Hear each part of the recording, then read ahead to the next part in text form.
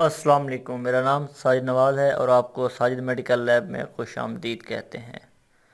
जैसा कि आपको मालूम है कि हम बायोकेमिस्ट्री सेक्शन पढ़ रहे हैं, जिसे केमिकल पैथोलॉजी कहते हैं। तो हमारा आज का जो टॉपिक है वो ट्राइग्लिसराइड है और जिस हम प्रोफाइल को पढ़ रहे हैं वो लिपिड प्रोफाइल है। अब लिपिड प्रोफाइल में कौन कौन से टेस्ट आते हैं आपको मालूम होना चाहिए। लिपिड प्रोफाइल में जो टेस्ट आते हैं वो है कोलेस्ट्रॉल, टीजी जिसे हम ट्राइग्लिसराइड कहते हैं, ज़्यादातर हम इसको टीजी शॉर्ट फॉर्म में बोलते हैं, एचडीएल, एलडीएल और V very low density VLDL. ठीक हो गया, ये 5 टेस्ट होते हैं और ज़्यादातर जो लैब्स हैं वो वीएलडीएल टेस्ट परफॉर्म नहीं करते, वो ये 4 पैरामीटर परफॉर्म करते हैं, जैसे कोलेस्ट्रॉल, टीजी जिसे ट्राइग्लिसराइड कहते हैं, एलडीएल और एचडीएल, जबकि 5वां पैरामीटर्स बहुत कम लोग परफॉर्म करते हैं। आइए आज का जैसा कि हमारा टॉपिक है ट्राइग्लिसराइड, हम इसके अंदर देखेंगे कि ये किस प्रिंसिपल के तहत काम करता है और इसको टेस्ट परफॉर्म करने का तरीक़ाकार क्या है, इसकी नॉर्मल वैल्यूज़ क्या है, या फिर ये किन कंडीशंस के अंदर बढ़ जाता है। अगर आपने अभी तक मेरे चैनल को सब्सक्राइब नहीं किया तो जल्दी से चैनल को सब्सक्राइब कर लें और साथ में बेल आइकन को भी दबा लें ताकि मेरे आने वाले न्यू लेक्चर्स या वीडियो आप तक बआसानी पहुंच सके।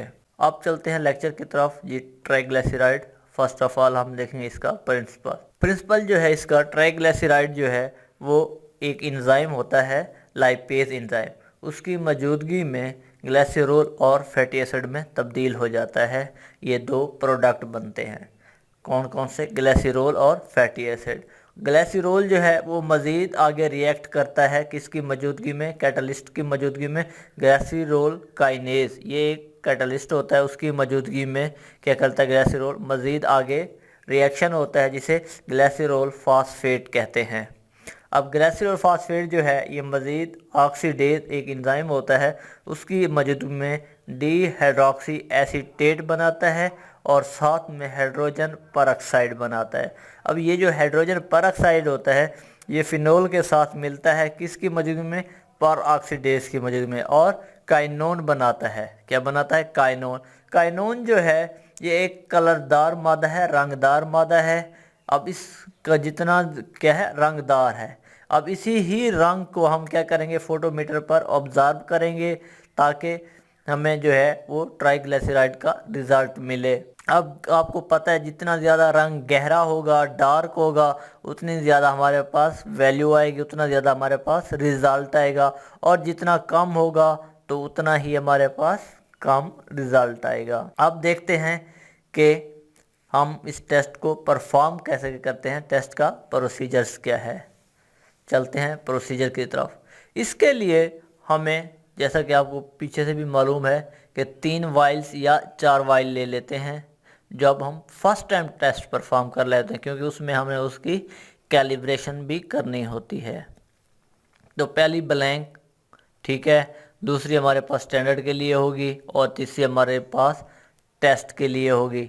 अब हमने करना क्या है, तीनों के अंदर हमने क्या करना है, 200 ml यानी कि 2 ml 2 ml या 2000 माइक्रोलीटर क्या करना है, रिजेंट डाल लेना है।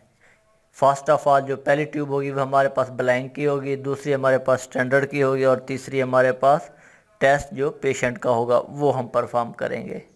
इसी तरह अब इसमें हम क्या करेंगे, 20 माइक्रोलीटर ब्लैंक वाली को हम खाली रहने देंगे, जबकि जो स्टैंडर्ड वाली होगी, जो स्टैंडर्ड हमारे पास किट के साथ दिया जाता है, उसमें से हमने 20 माइक्रोलीटर लेके हमने उस स्टैंडर्ड वाली ट्यूब में डाल देना है।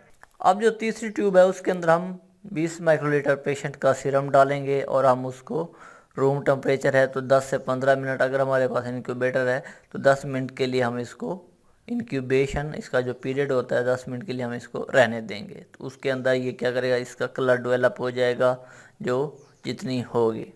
उसके बाद हमने क्या करना है, फोटोमीटर पर इसकी रीडिंग लेनी है। इसके रीडिंग लेने के लिए हम जो फ़िल्टर यूज़ करते हैं वो 500 नैनोमीटर की वेवलेंथ वाला फ़िल्टर यूज़ करते हैं।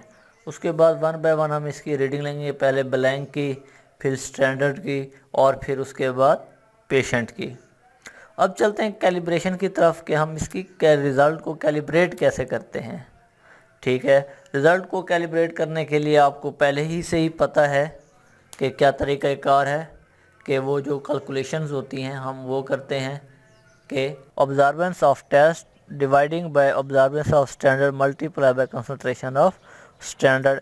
इनको हम मल्टीप्लाई कैलकुलेट करके जो हमारे पास रिज़ल्ट आएगा वो हमारा रिज़ल्ट होगा, टेस्ट का रिज़ल्ट होगा। अब हम चलते हैं इसकी नॉर्मल वैल्यूज़ की तरफ। इसकी नॉर्मल वैल्यू क्या होती है? ट्राइग्लिसराइड की जो नॉर्मल वैल्यू होती है वो 36 से लेकर 165 मिलीग्राम पर डेसीलीटर होती है। इसका जो यूनिट होता है वो मिलीग्राम पर डेसीलीटर होता है।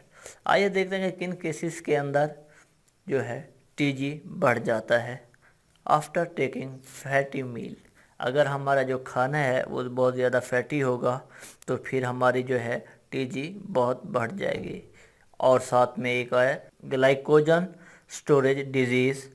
इसके अंदर भी हमारे पास जो टीजी की वैल्यू है या ट्राइग्लिसराइड की वैल्यू है वो बढ़ जाती है। और साथ में नेफ्रोटिक सिंड्रोम्स के अंदर भी ट्राइग्लिसराइड की वैल्यूज़ बढ़ जाती हैं। ये था हमारा आज का टॉपिक। उम्मीद करता हूँ आपको समझ आया होगा। अगर कहीं पे कोई कन्फ्यूजन है तो आप कमेंट सेक्शन में मुझसे पूछ सकते हैं, आपका तमाम तर रहनुमाई की जाएगी।